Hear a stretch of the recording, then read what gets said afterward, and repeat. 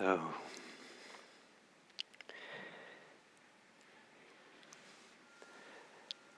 hello everyone, and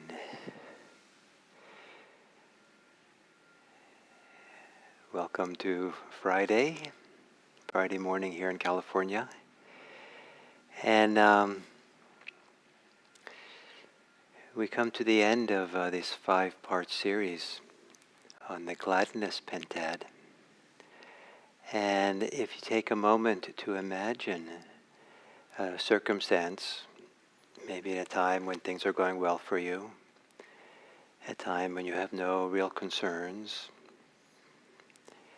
and that you can settle into your meditation first with gladness, just glad, delighted, appreciative of the chance to sit in a place where your senses are open, your body is present, where just being alive is enough, when being alive is to be present in your senses, with your eyes, your ears, your body, with the mind, here, now. Maybe not the highest quality, but it's just nice to be here, content, kind of glad. And then you remember that you're here to practice being attentive, practice gently, lovingly, quieting your mind, letting your mind quiet because you can reassure. You can reassure your mind, that your thinking mind, that don't have to do all this thinking, don't have to fix anything or solve anything, and it's okay just to quiet and let the mind, attention, be available for the simplicity of being alive now with the breathing. And there's a joy in this simplicity of presence with the breathing. And even if the mind wanders off, there's a joy in recognizing that and beginning again with the breathing. With the breathing being kind of the representation of being centered and at home here in this life, in this body. Where just being alive is enough, just breathing is enough. Where we, being present for the breathing, the joy of it is partly riding on the breath, like a bird soaring on the updraft. Awareness rides up and down on the breathing, on the updrafts, on the waves. And in this joy of the practice of being present, practice of keep showing up here, feeling, sensing the body, the breathing, it makes room for tension in the body to relax. There's a softening, relaxing in the body.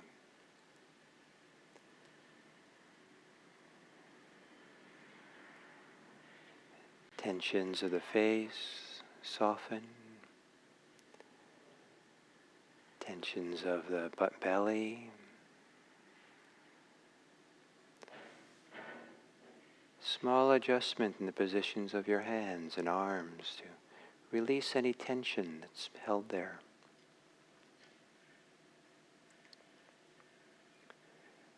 Maybe there's even a little tension in the thighs that can be released.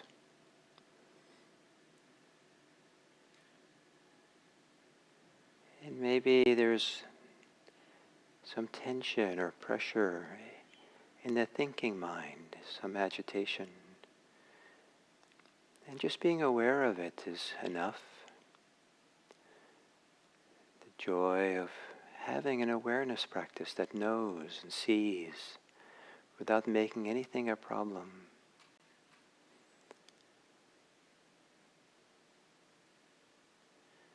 And so but then the mind has a chance to relax also.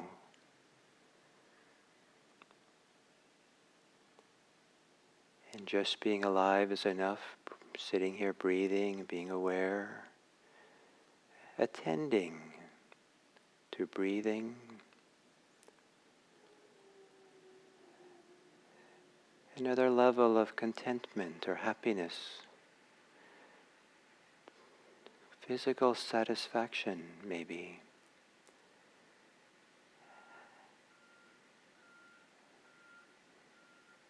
That comes from a place that's deeper than places where the body aches or hurts or the heart aches, hurts. A deep place inside that maybe feels peaceful, quiet. And there's a kind of well-being.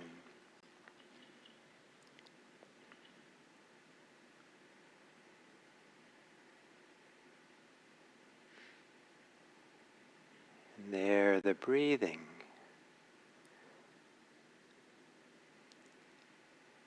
Gently arises and passes, comes and goes, wave after wave.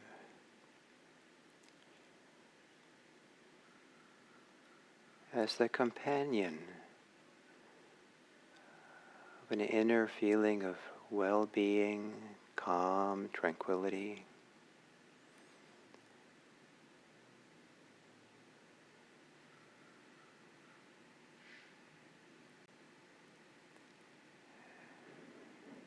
Where there's an inner place of stillness and calm, maybe in the breathing, that is a center of gravity for all things, where the weight of the body gathers around this place. The weight of awareness settles.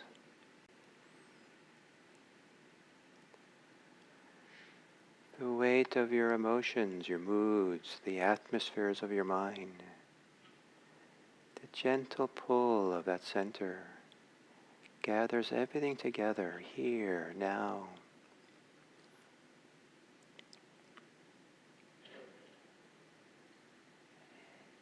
In the sense that your whole being becomes centered on breathing, centered on the stillness or the peace which the breathing moves through or arises out of. Even your thinking, the weight of thinking settles into this center, and the thinking quiets, settles.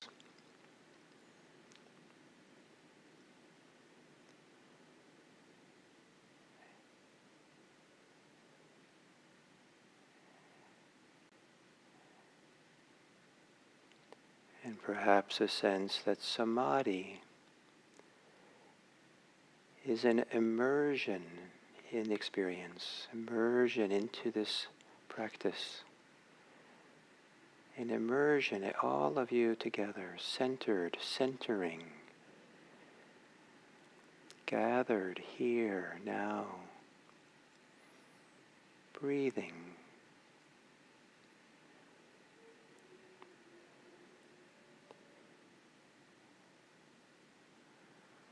Surrendering to the pull of the gravity of the center of your being. Surrendering everything to that center. So it all gathers together.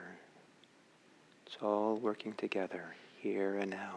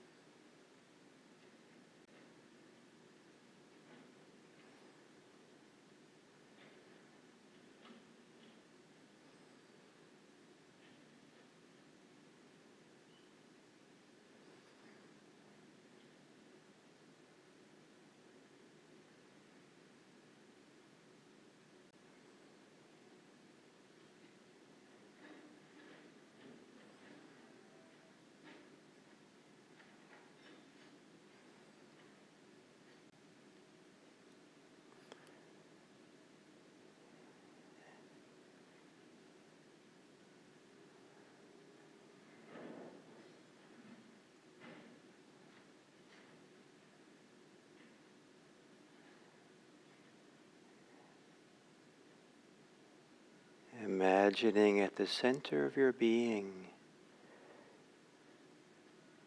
there's a sign, a loving sign that says, welcome.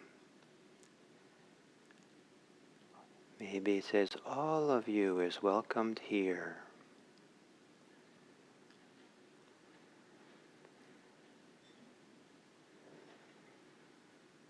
Give yourself over to this welcome at the center of it all. Breathing in and out through that center of gravity for all things.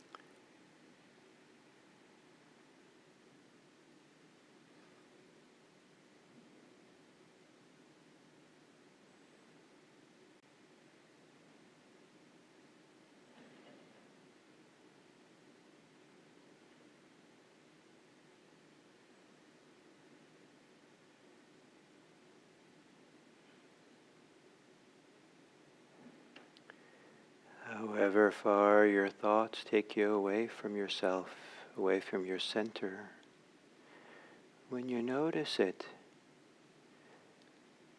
let it all return. Return back to that center. In a sense, bring your thoughts with you, so that they can relax and compost back at the center of all things.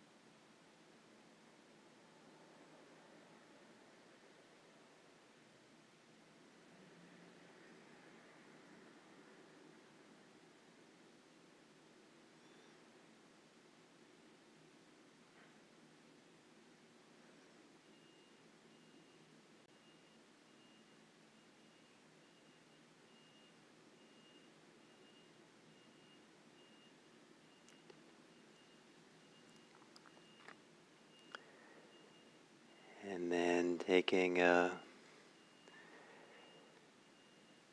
gentle breath deep into your being.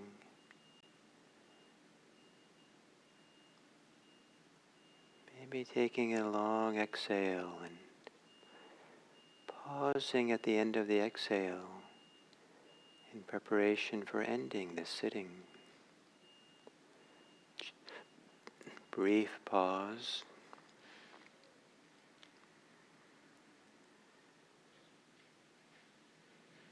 Relaxing into your heart.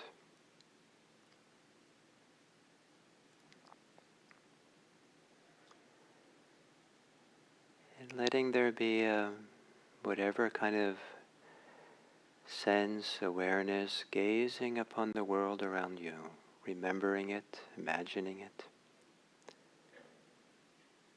And imagining that your goodwill, your kindness, your heart's deepest welcoming of everyone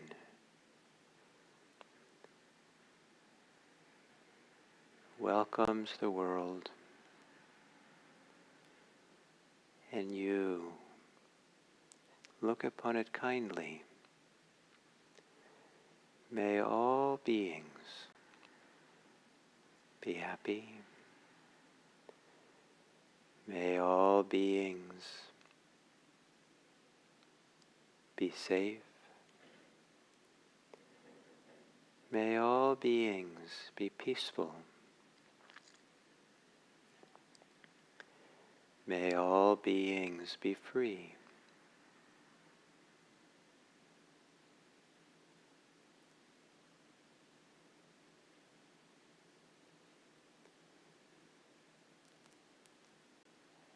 May the deepest way that you welcome yourself to yourself extend out to a welcome to all beings. Welcome. Letting them come well into your goodwill.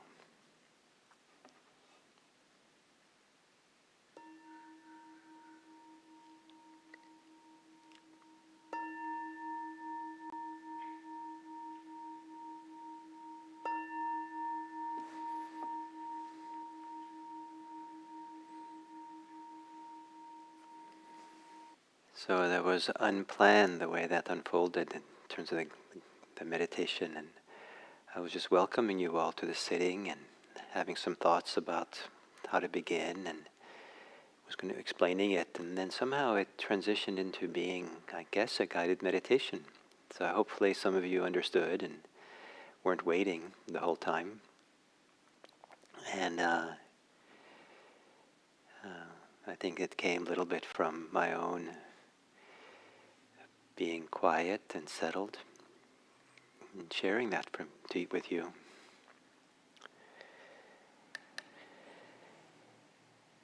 So we come to the last of the Gladness Pentads, and this is Samadhi. And Samadhi is a powerful word in India, and to translate Samadhi as concentration, we lose some of the richness and the breadth and of it. Sometimes I have this idea that in its Indian context, Samadhi has many meanings. Sometimes it refers to kind of some of the deepest realizations a person can have. And but in terms of, and so some people will understand it to be a deep absorption, immersion in our experience, in ourselves, in the meditation. We immerse ourselves in it.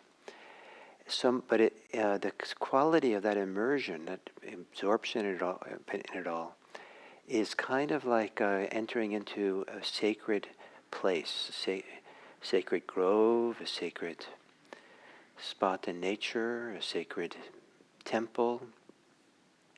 There's really a feeling that this is where,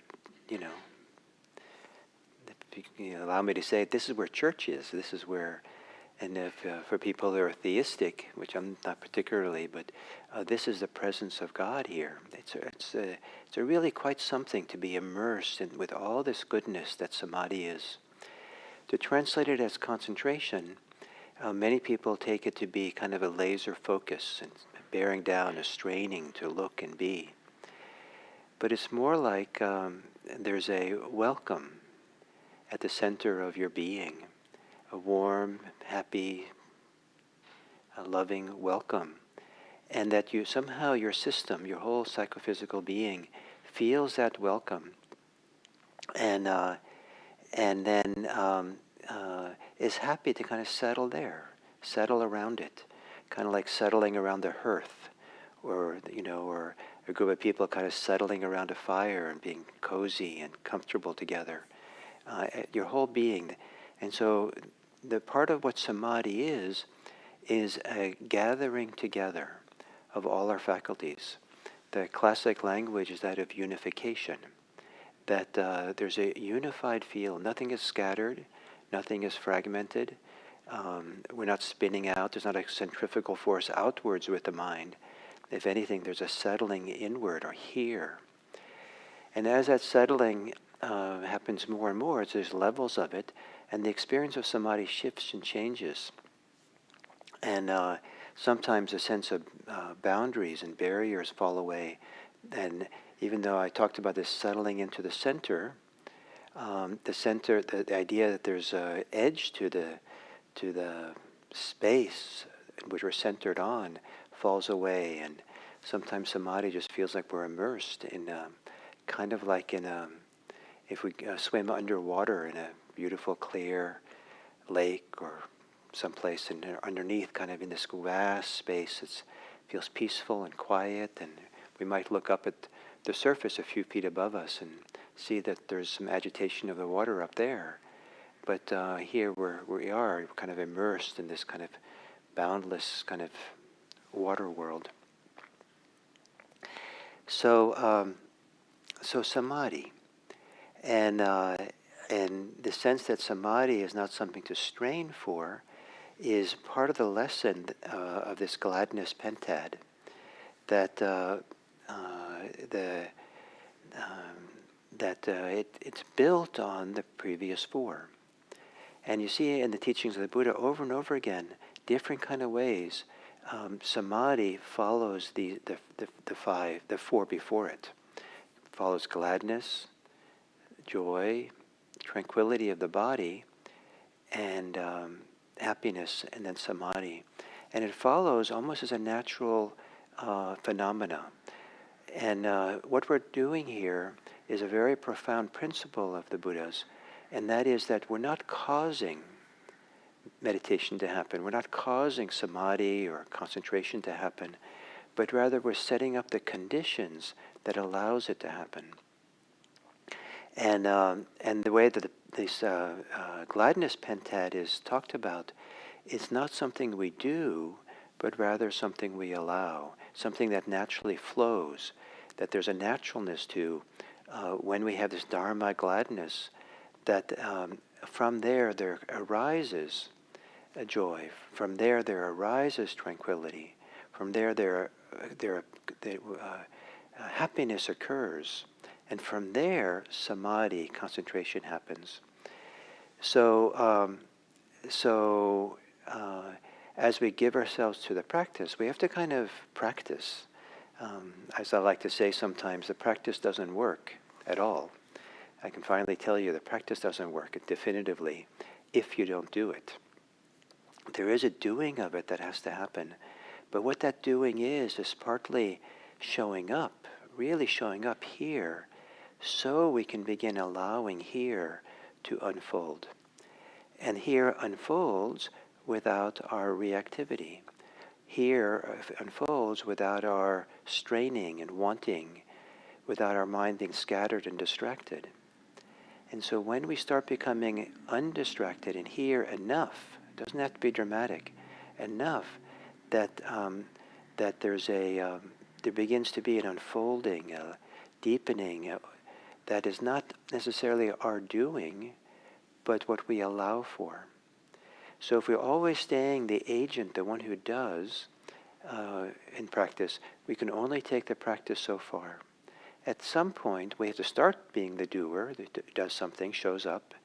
But at some point, we also start allowing, then more and more, there's more and more allowing of something to flow through us, something to unfold within us. It's not so mystical. It's very, practical or very, simple. That comes when we allow ourselves to kind of just be present and relax. And one of the remarkable things that's kind of a little bit embarrassing maybe for some of us is all our grand conclusions about the world, about ourselves and how terrible things are, or how terrible we are, or the challenges we have, or even how great things are, that happen from the thinking mind, the conceiving mind that's kind of living in its thoughts, reactions, ideas of things, that when those ideas and thinking quiets down, we start living in a different world, and where the conclusions are very different. So even like this idea, oh, this is boring. Boredom is a certain activity of the mind, actions of the mind, that the mind is kind of constructing the evaluation, things are boring. But as the mind gets quieter, this kind of centrifugal force away from the center that boredom is, that there's the boredom vanishes. And you see, well, it's not boring here at all. Unless we return into that evaluative, analytical kind of mind, which is an activated mind. And this quieting, settling, coming together, immersing ourselves in our experience here, that kind of begins to slowly occur on its own. And sometimes, if you have a daily sitting practice, this process might be so slow, it's can't see it day by day. There's almost like a slow and steady movement that moves us through this Gladness Pentad, so much that we don't necessarily see it or recognize the stages. It's so slow, but then eventually allows us to kind of sit down to meditate, and it's more like, here I am, and there's a entering into it or allowing into it that maybe is the Samadhi. Or it can be that sometimes in one meditation session, you can almost feel the cascading movement, like water down a hillside, of going through these different steps. It's relatively easy for me to talk about it. It's not so easy to have this happen. So it's very important not to be a kid in the back seat that's saying, am I there yet? Am I there yet? Kind of wanting it and trying to make it happen. The hugely important part of this meditation practice is a certain kind of contentment to be practicing with whatever the circumstances are that you're practicing with. There's a very profound principle that I like, that the Dharma knows better than you what you should be experiencing. That there are no mistakes when you sit down to meditate. Whatever you're given is what we learn to practice with, without trying to make it different, but rather to wake up with it, to be present with it in a very wise way. If anything, what we can do is we can learn to relax. Relax with it all. Relax with the difficult. Relax around what's difficult. Let the thinking mind relax. This relaxing, this tranquilizing is one, as we stay present, as we stay attentive, is really the ingredient for allowing the Gladness Pentad to move through us on its own. Then as we do that, and we come to some modicum of being settled and present here, so that we're not being scattered or pulled into the world of thinking and reactivity, and we're able to see and be present, then the Pentad, Gladness Pentad opens up to being able to see how things are, to see deeply. And what we see deeply, one of those things is the nature of suffering. we might begin the practice because we suffer, and we want to find some relief, some freedom from that suffering. But we're not really ready to address it deeply until we've prepared the ground for it, until we've entered into the temple in a respectful and kind and appropriate way. And enter the temple of Samadhi, then we have new eyes with which to see the suffering. So yes, we're here to overcome suffering. Don't be so concerned with it at first. Let it be the motivating factor and part of why you feel the gladness, knowing that you're on a path to end of suffering. But don't try to fix it and navigate it as you begin your practice. Just develop the ability to be present. And then, when the time is right, when the Dharma knows best for you, you will address the suffering in a deep way. And seeing things as they are is the nature of it. And then, I wasn't planning on this, but that's coincidentally the topic for tomorrow's day long, is the Four Noble Truths, truth of suffering. So it is kind of a follow-up today. I don't know if there's still space in the day long, but it's online. It's you find the registration in the Insight Retreat Center website, where it talks about